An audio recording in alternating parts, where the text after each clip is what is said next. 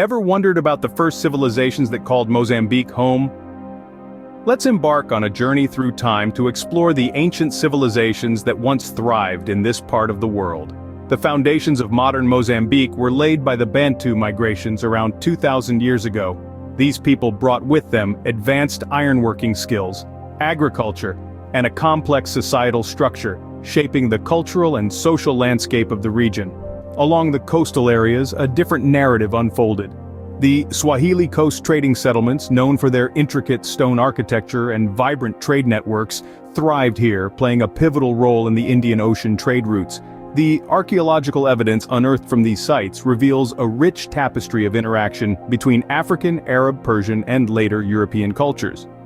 The indigenous peoples of Mozambique, each with their unique cultural heritage, further enriched this diverse tableau. Indeed, Mozambique has a rich and diverse cultural heritage that dates back thousands of years. But what happened when the Portuguese explorers arrived in the 15th century? The advent of the Portuguese marked a significant turning point in Mozambique's history. With their arrival, the coastal landscape began to change as trading posts and forts were established. These fortified outposts served not only as hubs for trade but also as strategic footholds for the Portuguese to extend their influence. Fast forward to the late 19th century and the story takes a more intense turn. Mozambique was formally colonized by Portugal, becoming a vital cog in the empire's global network. This period was marked by a complex interplay of control, exploitation, and cultural exchange. The Portuguese introduced new economic systems, languages, and cultural practices, all while extracting valuable resources and labor from the land and its people. The Portuguese colonial period was a time of significant transformation, and its impact echoes through the centuries to the present day. The Portuguese colonial period left a lasting imprint on Mozambique's history. Did you know Mozambique played a significant role in the transatlantic slave trade? As we delve into this dark period of history, we find that the indigenous peoples of Mozambique were brutally captured and forced into labor. This was a time when human lives were recklessly traded for economic gain, a time when the value of a person was measured in the work they could perform under the harshest conditions. Imagine the impact this had on Mozambican society. Families were torn apart, entire communities devastated. The demographic landscape was irrevocably altered as generations were lost to the slave trade. And the economy? It was built on the backs of these enslaved people, creating a wealth disparity that has echoed through the ages. It's impossible to discuss the history of Mozambique without acknowledging the deep and lasting effects of slavery.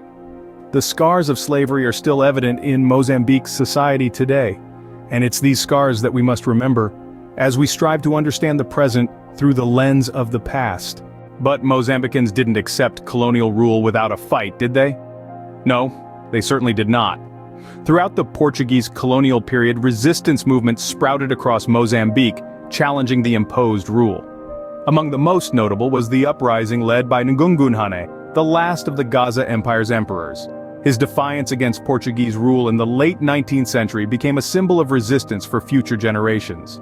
Yet Ngungunhane's stand was not an isolated incident.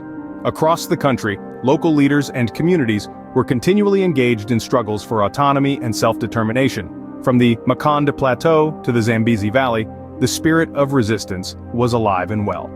These movements were not just about opposing colonial rule, they were about affirming the dignity and rights of Mozambican people, their culture, and their identity.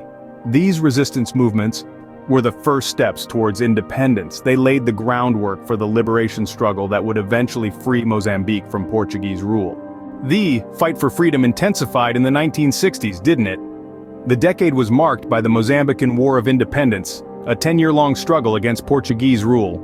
This wasn't just a local skirmish, it was a significant part of a global movement for decolonization. The torchbearers of this struggle were the Mozambique Liberation Front, known as FRELIMO. FRELIMO's guerrilla warfare tactics were a thorn in the side of the Portuguese, challenging their dominance and disrupting their control. The group was a beacon of hope for the Mozambican people, embodying their aspirations for freedom and self-determination. But FRELIMO didn't stand alone in this fight. Neighboring countries like Tanzania provided refuge and support, while international pressure on Portugal also played a crucial role. The world was watching, and the tides of change were too strong to resist. In 1975, after a decade of struggle, Mozambique finally gained independence. The liberation struggle was a testament to the indomitable spirit of the Mozambican people, their resilience, and their unshakable belief in freedom. So, what happened after Mozambique gained independence? Well, in the year 1975, Mozambique waved goodbye to Portuguese rule, embracing its newfound freedom. The Mozambique Liberation Front, better known as FRELIMO, took the reins of the nascent republic, steering it toward a Marxist-Leninist ideology. Under FRELIMO's leadership, the government faced the monumental task of nation-building. Imagine trying to construct a new nation from scratch while navigating the tricky waters of post-colonial development. It was a period of sweeping changes as the government sought to transform the social and economic fabric of the country. Land reforms were instituted, education was expanded, and efforts were made to foster a sense of Mozambican identity. But this era wasn't without its challenges. The new government had to deal with economic instability, internal strife, and the daunting task of unifying a country with over 30 distinct ethnic groups. It was indeed a time of great hope, but also great challenges. The post-independence period was a time of great hope and great challenges. The road to peace wasn't smooth, was it? Following Mozambique's independence in 1975, the country descended into a harrowing civil war that lasted from 1977 to 1992. This was a brutal conflict between the ruling FRELIMO government and the Mozambican national resistance, known as RENAMO. The war was characterized by a devastating impact on civilians, with many losing their lives or being displaced from their homes. Amidst the chaos and destruction, there were, however, efforts to achieve peace. Both domestic and international stakeholders played a crucial role in these efforts, pushing for negotiations and ceasefires. The war eventually ended with the Rome General Peace Accords in 1992, marking the beginning of a new era for Mozambique. It's important to remember that while the Civil War left a deep scar on Mozambique, it also led to important reforms, paving the way for the nation's evolution into a multi-party democracy.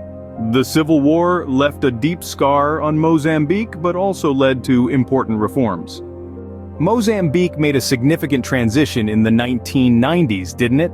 The country took a bold step towards multi-party democracy, leaving behind a single-party system that had been in place since its independence.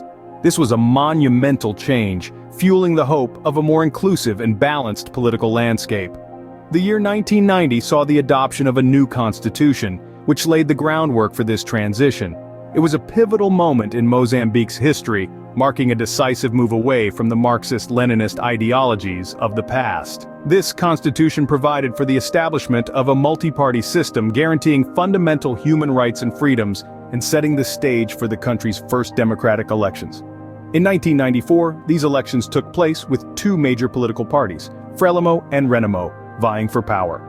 This marked the beginning of a new chapter in Mozambique's political journey, setting the tone for the pluralistic political system we see today. Today, Mozambique continues to build on its democratic foundations. Despite the challenges, Mozambique has made significant strides in economic development, hasn't it? In recent decades, the nation has been working tirelessly to uplift its economy, aiming to attract foreign investment and reduce poverty. The government has been proactive, implementing policies to stimulate growth, and the world has taken notice. Foreign investors have been drawn to Mozambique's vast natural resources, from minerals to agriculture. This has led to a surge in sectors like mining, agriculture, and manufacturing, creating jobs and driving the economy forward. But it's not all smooth sailing. The journey towards economic prosperity is a challenging one.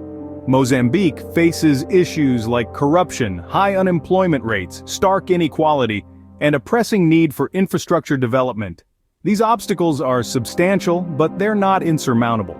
Every challenge presents a chance to innovate, to adapt, and to grow. And that's just what Mozambique is doing. Mozambique faces significant challenges, but also great opportunities for economic growth. What are the major issues facing Mozambique today? As we delve into the present-day scenario, we find Mozambique grappling with a myriad of concerns. Political stability, for instance, is a significant concern. It's not just about maintaining peace, but also about fostering a climate where democracy can thrive, and the voice of every citizen is heard. Security threats, often stemming from internal conflicts and external pressures, pose another challenge. They impact not just the present, but also shape the future of Mozambique. Healthcare and education, the bedrocks of a strong society, are areas that require continuous investment and improvement. The country is also striving towards gender equality to ensure that all citizens, regardless of their gender, have equal opportunities and rights.